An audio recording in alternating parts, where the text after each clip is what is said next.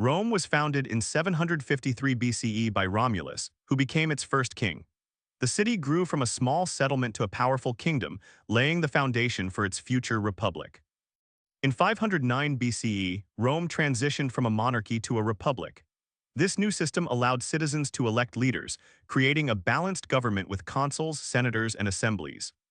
The 12 Tables, established in 451 BCE, were Rome's first written laws. They provided a legal framework that applied to all citizens, ensuring fairness and justice in the republic.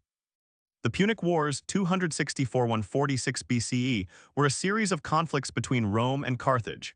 Rome's victory established its dominance in the Mediterranean, expanding its territory and influence. In 218 BCE, Hannibal led his army, including war elephants, across the Alps to attack Rome. This daring move shocked the Romans but ultimately failed to defeat them. Tiberius and Gaius Gracchus were reformers who sought to address inequality in Rome. Their efforts to redistribute land led to political turmoil and their eventual deaths. Gaius Marius reformed the Roman army, allowing landless citizens to serve. This change strengthened the military but also increased the power of individual generals. The Social War 91–88 BCE was a conflict between Rome and its Italian allies. The war ended with Rome granting citizenship to all Italians, unifying the peninsula. Lucius Cornelius Sulla became dictator in 82 BCE after a civil war. His reforms aimed to restore the Senate's power, but they also set a precedent for future dictators. The first triumvirate, formed in 60 BCE, was an alliance between Julius Caesar, Pompey, and Crassus. This political partnership dominated Roman politics but eventually led to conflict. From 58 to 50 BCE, Julius Caesar conquered Gaul, expanding Rome's territory and gaining immense popularity.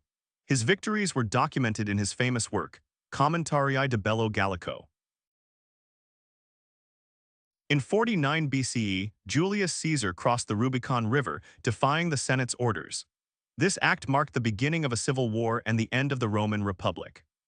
After his defeat by Caesar, Pompey fled to Egypt, where he was assassinated in 48 BCE. His death marked the end of significant opposition to Caesar's rule. Julius Caesar was declared dictator for life in 44 BCE. His reforms aimed to address Rome's social and economic issues, but his growing power alarmed many senators. On March 15, 44 BCE, Julius Caesar was assassinated by a group of senators. His death plunged Rome into further civil war and political instability. The second triumvirate, formed in 43 BCE, included Octavian, Mark Antony, and Lepidus. This alliance sought to avenge Caesar's death and stabilize Rome, but internal conflicts soon arose. In 42 BCE, the forces of the Second Triumvirate defeated Brutus and Cassius at Philippi. This victory secured their control over Rome, but also deepened divisions among them. Mark Antony formed a political and romantic alliance with Cleopatra, Queen of Egypt. Their relationship caused tension with Octavian and led to further conflict. In 31 BCE, Octavian defeated the combined forces of Mark Antony and Cleopatra at the Battle of Actium. This victory marked the end of the Roman Republic and the rise of the Roman Empire. After their defeat, Cleopatra and Mark Antony committed suicide in 30 BCE. Their deaths left Octavian as the sole ruler of Rome, paving the way for the Roman Empire. In 27 BCE, Octavian was granted the title Augustus, becoming Rome's first emperor. His rule marked the beginning of the Pax Romana, a period of peace and prosperity. The Pax Romana, lasting from 27 BCE to 180 CE, was a time of relative peace and stability across the Roman Empire. It allowed for cultural, economic, and architectural advancements. The Julio-Claudian dynasty, starting with Augustus, included emperors like Tiberius, Caligula, Claudius, and Nero. Their reigns were marked by both achievements and controversies. Nero, the last Julio-Claudian emperor, ruled from 54 to 68 CE. His reign was marked by extravagance, tyranny, and the Great Fire of Rome, leading to his eventual downfall.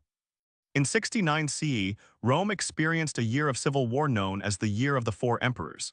This period of instability ended with the rise of the Flavian dynasty. The Flavian dynasty, starting with Vespasian, brought stability back to Rome. They focused on rebuilding the city and strengthening the empire's infrastructure. The Colosseum, completed in 80 CE, became a symbol of Roman engineering and entertainment. It hosted gladiatorial games, animal hunts, and public spectacles. The five good emperors from Nerva to Marcus Aurelius ruled from 96 to 180 CE. Their reigns were marked by stability, prosperity, and effective governance.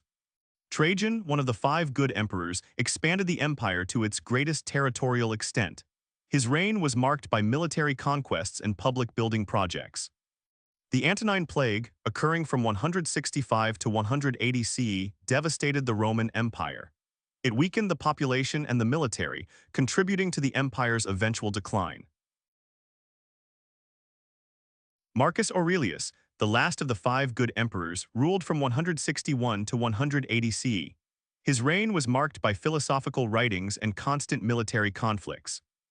Commodus, the son of Marcus Aurelius, ruled from 180 to 192 CE. His erratic behavior and neglect of governance marked the end of the Pax Romana and the beginning of decline. The Severan dynasty, starting with Septimius Severus, ruled from 193 to 235 CE. They focused on military strength but faced increasing internal and external pressures. The crisis of the 3rd century, 235 to 84 CE, was a period of political instability, economic decline, and military threats. It nearly led to the collapse of the Roman Empire. Diocletian became emperor in 284 CE and introduced significant reforms to stabilize the empire. He established the Tetrarchy, dividing power among 4 rulers. The Tetrarchy established by Diocletian divided the Roman Empire into 4 regions, each ruled by a separate emperor. This system aimed to improve governance and defense. Constantine the Great ruled from 306 to 337 CE. He reunited the empire, legalized Christianity, and founded Constantinople, which became the new capital of the Roman Empire. In 313 CE, Constantine issued the Edict of Milan, granting religious tolerance to Christians. This marked a significant shift in Roman religious policy and the rise of Christianity. Constantinople, founded in 330 CE, became the new capital of the Roman Empire. Its strategic location helped protect the empire's eastern borders and facilitated trade. In 395 CE, the Roman Empire was permanently divided into the Western and Eastern Roman empires. This division weakened the empire and made it more vulnerable to external threats. The Western Roman Empire fell in 476 CE when the last emperor, Romulus Augustulus, was deposed. This event marked the end of ancient Rome and the beginning of the Middle Ages. The Eastern Roman Empire, also known as the Byzantine Empire, continued to thrive after the fall of the West. It preserved Roman culture and law for nearly 1,000 years. The Roman Empire left a lasting legacy in law, government, architecture, and culture. Its influence can still be seen in modern Western civilization. Roman law, codified in the Corpus Juris Civilis, became the foundation for many modern legal systems. It emphasized justice, equality, and the rule of law. Roman architecture, characterized by its use of arches, domes, and concrete, influenced building designs for centuries. Iconic structures like the Colosseum and Pantheon still stand today. Roman engineering achievements such as aqueducts, roads, and bridges were unparalleled in the ancient world. They facilitated trade, communication, and military movement across the empire. Roman culture, influenced by Greek traditions, included literature, art, and philosophy. It played a crucial role in shaping Western cultural heritage. The spread of Christianity, initially persecuted, became the dominant religion of the Roman Empire. It transformed Roman society and influenced the development of Western civilization. Latin, the language of the Romans, became the foundation for many modern European languages. It was used in law, science, and literature throughout the Middle Ages and beyond. The Roman Empire's impact on law, government, culture, and architecture continues to influence the modern world. Its legacy is a testament to the enduring power of Roman civilization.